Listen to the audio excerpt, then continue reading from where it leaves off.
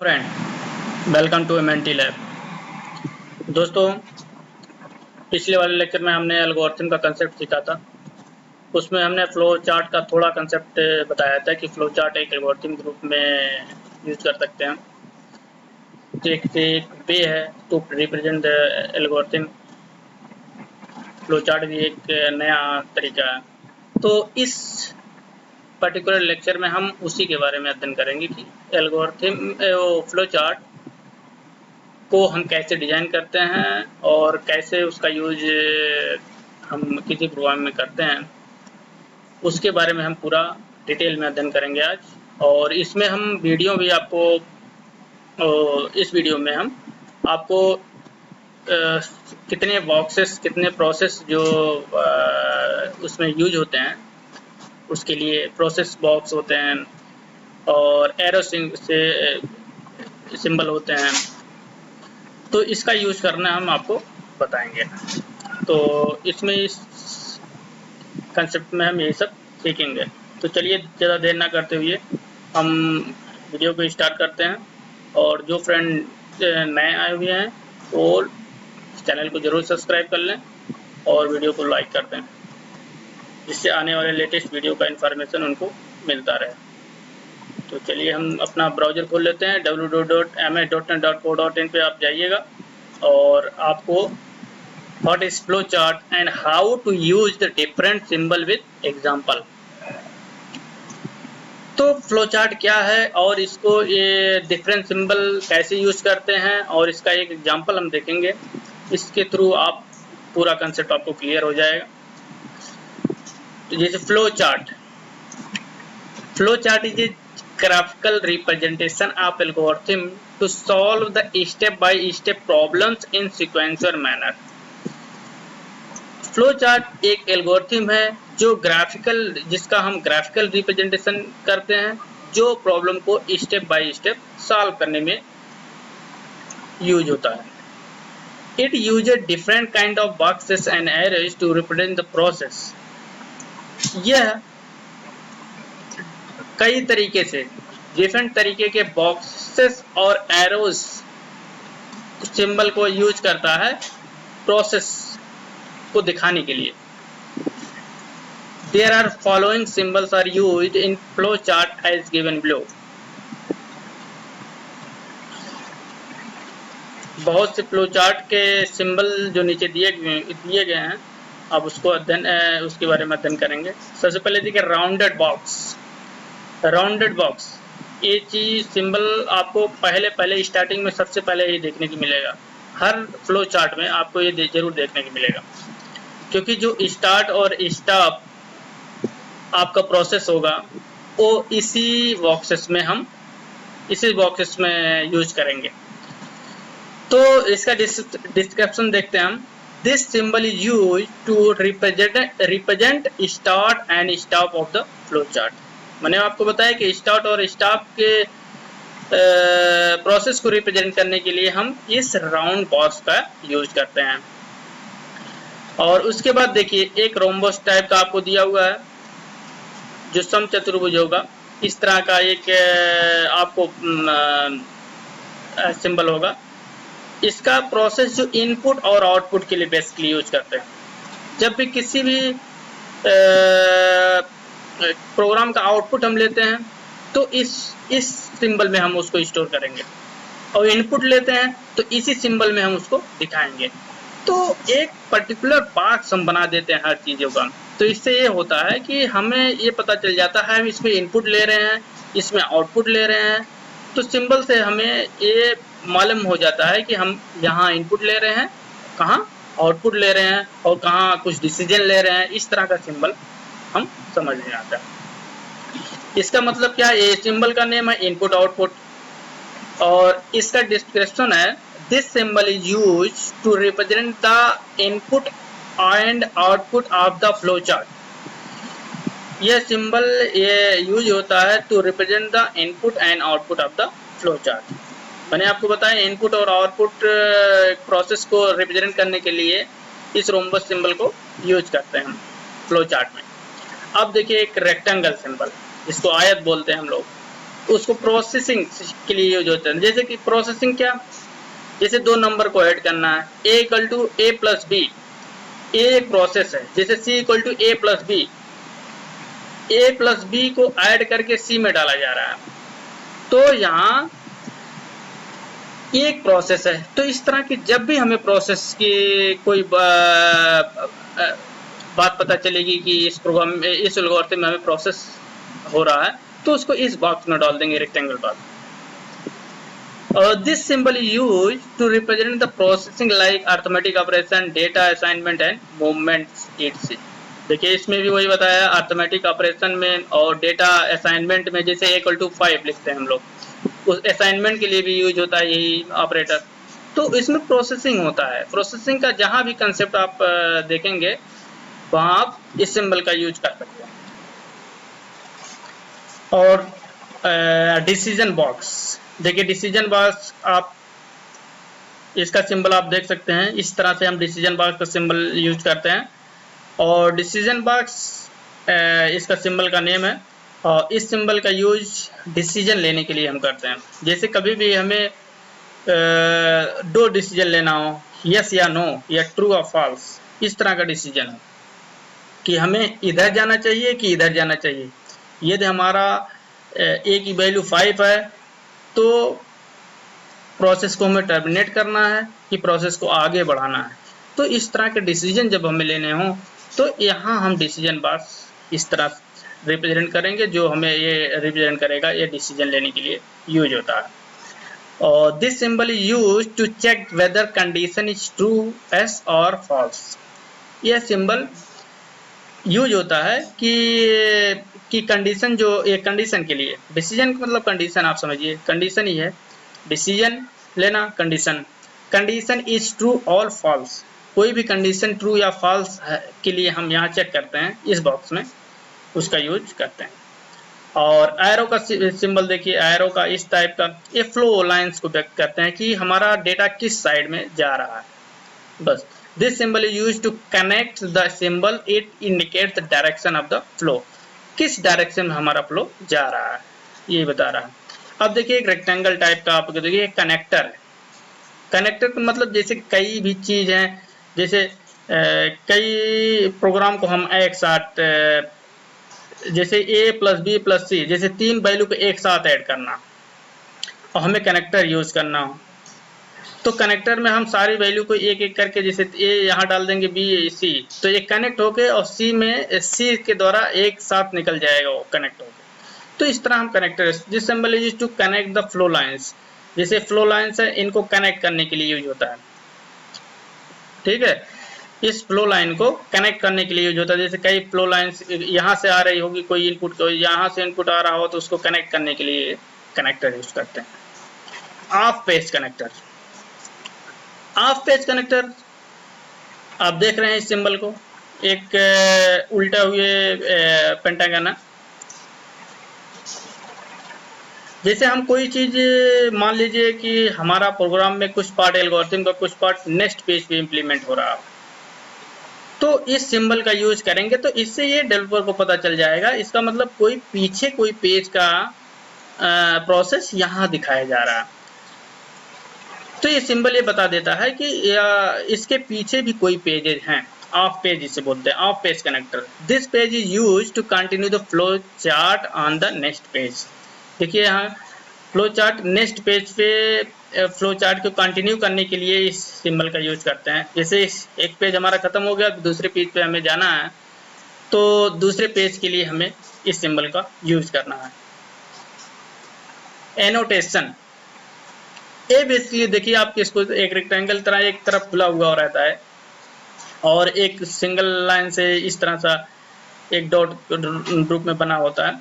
तो ये symbol comment के लिए, जैसे कुछ चीजें हमें क्या बोलते हैं, रिमार्क्स या नोट्स कुछ बताना हो यूजर को, जैसे हम लोग पाइथन्स में जैसे हम लोग हैश साइन से क्या लिखते हैं, कमेंट लिखते हैं, या ट्रिपल कोट्स के अंदर हम कमेंट लिखते हैं। तो ये सिंबल जो होते हैं वो कमेंट के लिए, यूजर को कुछ चीजें बताने के लिए कि हम इस पर्टिकुलर लाइन में हम ये करना चाह रहे हैं। तो ये सिंबल इसीलिए कमेंट के लिए बेसिकली यूज होता है। This symbol is use to provide additional information like comments. कुछ एडिशनल इंफॉर्मेशन के लिए यूज होता है, वही कमेंट, रिमार्क्स, नोट्स और एक्स्ट्रा। मैं समझता हूँ आपको समझ में आ रहा होगा कि ये कमेंट के लिए यूज हो रहा है। एनोटेशन नाम है इसका। अब देखिए डॉक्यूमेंट।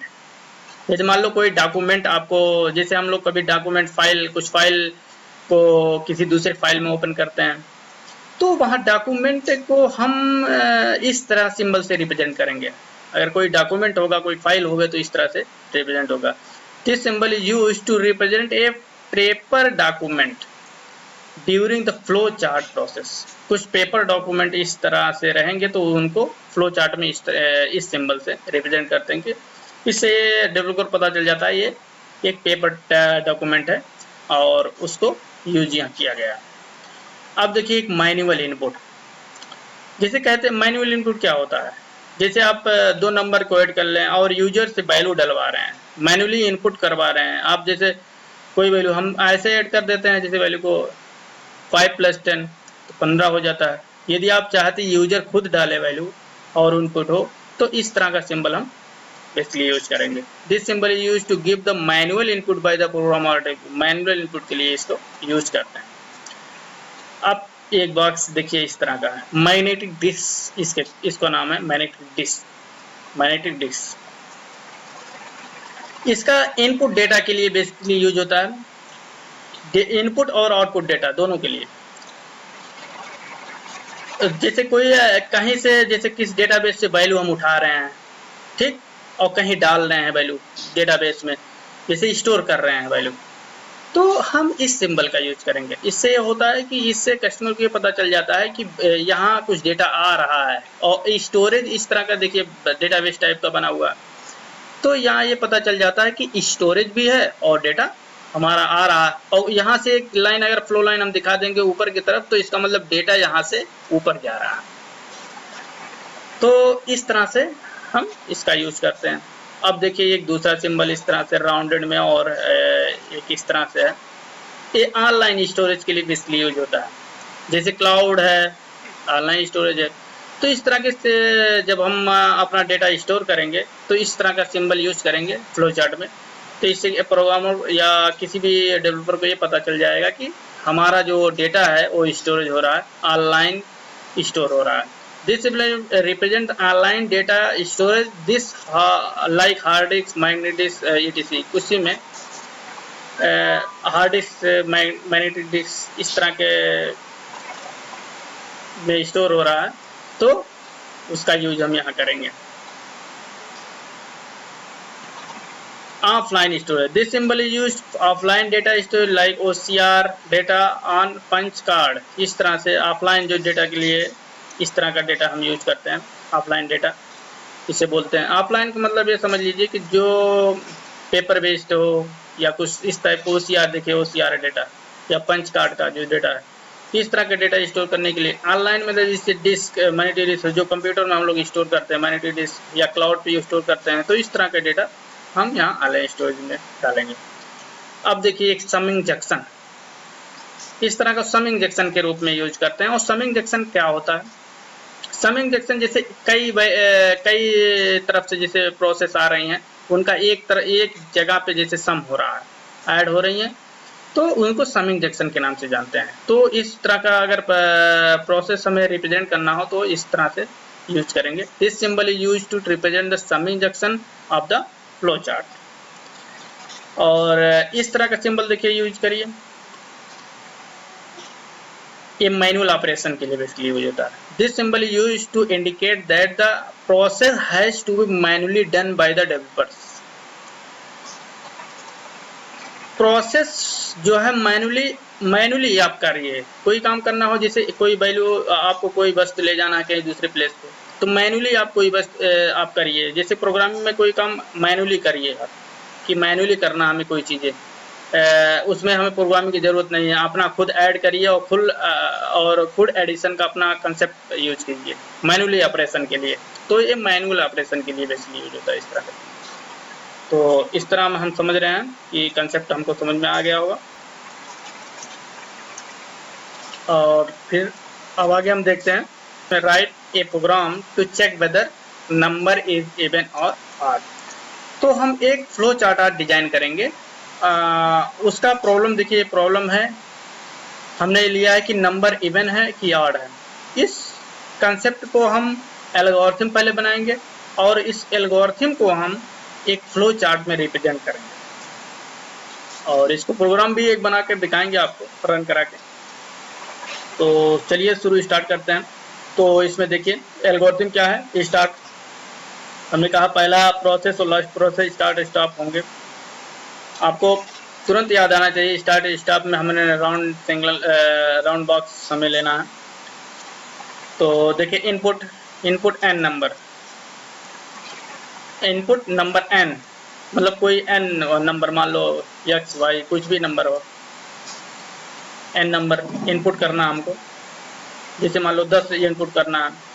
तो अब हमें चेक करना है कोई नंबर इवन है। और इफ, अब देखिए कंडीशन मिल रहा है, if N modular by 2 equal to 0 display number is even else display number is odd, otherwise number odd है। स्टॉप कर दीजिए। बस सिंपल सा एक एल्गोरिथम हमने लिख दिया।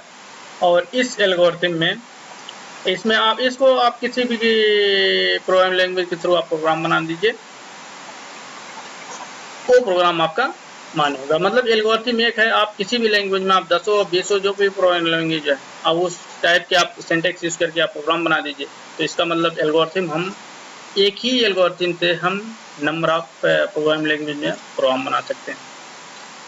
ये टोटली इंडिपेंडेंट होता है, हार्डवेयर इंडिपेंडेंट, ओएस इंडिपेंडेंट। तो फ्लो चार्ट देखिए, फ्लो चार्ट भी एक way of represent of algorithm है। और इसका देखिए स्टार्ट मैंने बताया था। और देखिए इनपुट एंड नंबर, एक क्या हुआ इनपुट आउटपुट के लिए मैंने बताया था आपको, इस तरह के बॉक्स लेंगे हम रोम्बस टाइप का जो समचतुर्भुज होता। और फिर यहाँ देखिए एन मॉडुलर 2 इक्वल टू 0।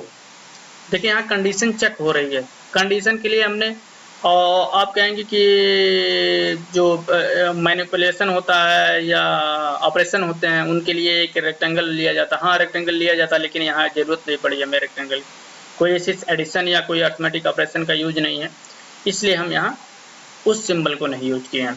तो यहाँ हम कंडीशन बॉक्स देखिए यूज किए हैं, डिसीजन बॉक्स जिसे बोलते हैं हम लोग। एन मॉडुलर 2 इक्वल टू 0, मान लो 10 डिवाइड बाई 2 इक्वल टू 0, क्या 0 है? इस तरह से यदि 0 है तो ट्रू होगा और वो नंबर इवन होगी, आउटपुट उसका इवन आएगा। देखिए आउटपुट यहाँ शो कर रहा है, इनपुट आउटपुट बॉक्स यही होता है। और यदि फॉल्स आ गया, मान लो कोई 11 नंबर डाल, नंबर 11 मान लो डाल दो, 11 मॉडुलर बाई 2 इक्वल टू 0, तो ये आ जाएगा एन इज ऑड नंबर। तो इस तरह हम देखते हैं कि आउटपुट आपका यहाँ एन इज ऑड नंबर, आपको ये आउटपुट आ गया। अब दोनों यहाँ हमने स्टॉप बटन पे लाके ये फ्लो सिग्नल से एरो सिग्नल से लाके डाल दिया है। दोनों स्टॉप देखिए यहाँ बन गए हैं। आप इसको मैन्युअली भी स्टॉप लगा सकते हैं, कोई गलत नहीं है। आप यहाँ भी स्टॉप एक लगा सकते हैं और इसका अलग स्टॉप लगा सकते हैं, लेकिन मैंने बचाया वो करने के लिए, एक स्टेप बचाने के लिए हमेशा और प्रो एल्गोरिथम इस तरह का कंसेप्ट यूज करते हैं। फाइनाइट नंबर है स्टेप होने चाहिए और उसकी एफिशिएंसी आई होनी चाहिए, इसलिए हमने इस तरह का कंसेप्ट यूज किया। अब देखिए एक प्रोग्राम में हमने इसका कंसेप्ट यूज किया है। तो चलिए इस नंबर को चेक करते हैं और हम एक यूजर 3 पर लेके हम इस नंबर को आपको बताते हैं कि पर्टिकुलर नंबर जो है इवन है और ऑड। तो इस तरह का हम एक प्रोग्राम पाइथन सेल में हम बनाते हैं और इसका आउटपुट देखिए हमने बनाया है एक प्रोग्राम। इस प्रोग्राम को हमने इंटर किया एक नंबर 56 और given number is even number, देखिए आउटपुट निकला। फिर एक दूसरा हमने रन कराया 67, given number is odd number. तो आपको भी करके दिखा देते हैं हम। एक न्यू फाइल आप ले लीजिए और इस प्रोग्राम को आप ज़्यादा टाइम ना लेते हुए हम कॉपी करके और यहाँ पेस्ट कर देते हैं। तो देखिए आ गया। अब इसको हम सेव कर लेते हैं किस नाम से, डेस्कटॉप पे हम सेव एज कर देते हैं, और डेस्कटॉप पे हम इवन नंबर से सेव कर लेते हैं, इवन, और इसको सेव कर दिया हमने। अब देखिए यहाँ हमने क्या किया, एक n नाम का एक वेरिएबल लिया है, उस वेरिएबल में हमने इंटीजर टाइप का इनपुट लिया है, इंटर ए नंबर, और स्लैश n हमने डाला है, तो एक लाइन उस सेम लाइन में नहीं, नेक्स्ट लाइन पे वो वैल्यू इंटर होगी, न्यू लाइन में वैल्यू इंटर होगी। और हमने यहाँ देखिए कंडीशन चेक किया, ये n modular y2 equal to 0, यदि जो मॉडुलर का ये है ये 0 से बचता है, रिमाइंडर 0 बचता है, तो इसका मतलब क्या है कि वो नंबर इवन है, और यदि 0 नहीं बचता है तो वो नंबर ऑड होगा। तो print given number is even और गिवन नंबर इज ऑड। तो इसको रन करा लेते हैं हम लोग और चेक करते हैं, इसमें देखते हैं क्या करते हैं। देखिए एक नंबर आया, तो इसमें हमने मान लीजिए 44 डाल दिया। देखिए 44 given number is even number. फिर एक बार रन कराते हैं हम लोग, चलिए एक बार और रन करा लेते हैं इसको, और देखते हैं इसमें हम 33 डाल देते हैं। अब देखिए given number is odd number. तो इस तरह से आप यूज कर सकते हैं। तो इस देखिए इवन और ऑड नंबर का हमने कंसेप्ट आपको सिखा दिया। मैं समझता हूँ आपको ये कंसेप्ट काफ़ी अच्छा लगा होगा और क्लियर हुआ होगा कि ये कैसे हम इसका यूज करते हैं।